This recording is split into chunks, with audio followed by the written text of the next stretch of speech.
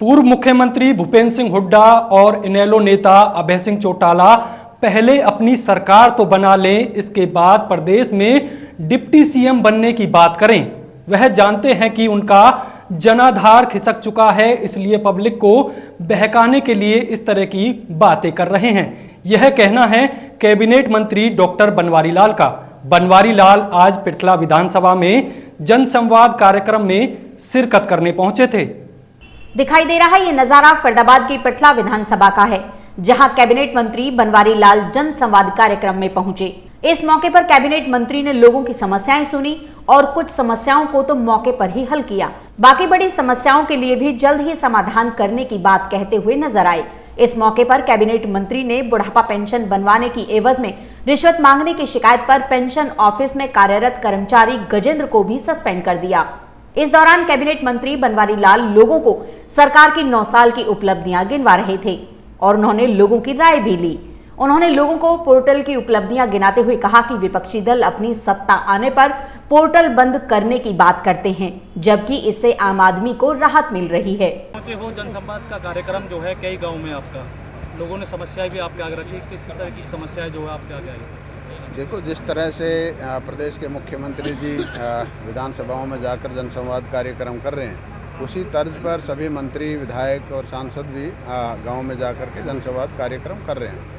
और ज़्यादातर जो मूलभूत सुविधाएं हैं, बिजली है, पानी है, सड़क है, शिक्षा, इनसे संबंधित जो शिकायतें आती हैं, उनका हम जो मौके पर निदान हो सकता है वो मौके पे करते हैं। और जिनका लंबा प्रोसेस है उसको हम लेकर के और जनसंवाद पोर्टल जो माननीय मुख्यमंत्री जी ने बनाया है उनके पास ये हम जमा करवा देते हैं। और जनसंवाद पोर्टल के ज़रिए ये संबंधित विभाग को, संबंधित अधिकारी को आ जाती है और वहाँ से अपने आप प्रोसेस के तहत काम हो जाता है।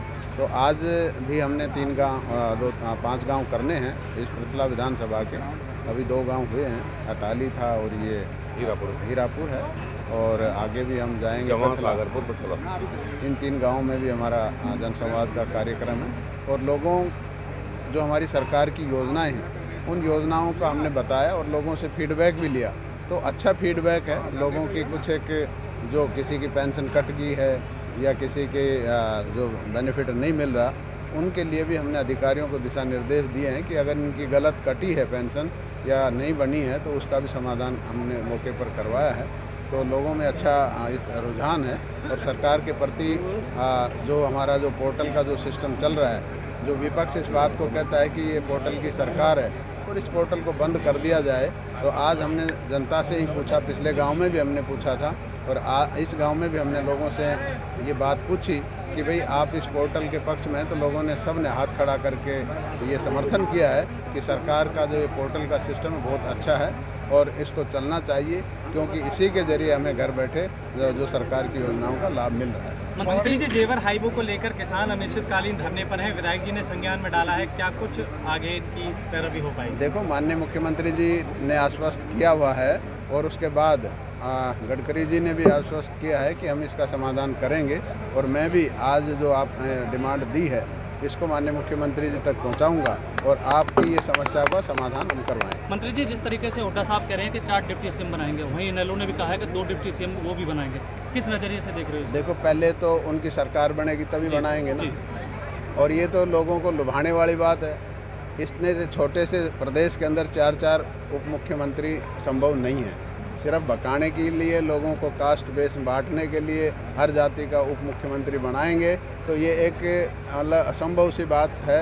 लोगों को गुमराह कर रहे हैं, लोगों को बका रहे हैं। उनकी सरकार बनेगी तभी बनाएंगे। मंत्री जी, लगातार फरीदाबाद शहर की अगर बात की जाए तो एयर क्वालिटी इंडेक्स लगातार खराब हो रहा है, कि सरकार किस तरीके से देख रही है, इसे क्या कर रही है सरकार? देखो, सरकार प्रयास ये करती है कि एक तो जो हमारे फरीदाबाद है, दिल्ली के नज़दीक है, तो व्हीकल हैं बहुत ज़्यादा हैं। दूसरा, जो यहाँ पर डेवलपमेंट बहुत ज़्यादा हो रही है, तो जो हमारा जो कंस्ट्रक्शन का वर्क है उसकी वजह से डस्ट काफ़ी उड़ रही है। और वो क्या है कि इस मौसम के अंदर ज़्यादा हो जाती है, स्मोक कहते हैं जिसको। तो अब सरकार कुछ दिन के लिए कंस्ट्रक्शन वर्क बंद करेगी ताकि ये स्मोक वगैरह ना हो।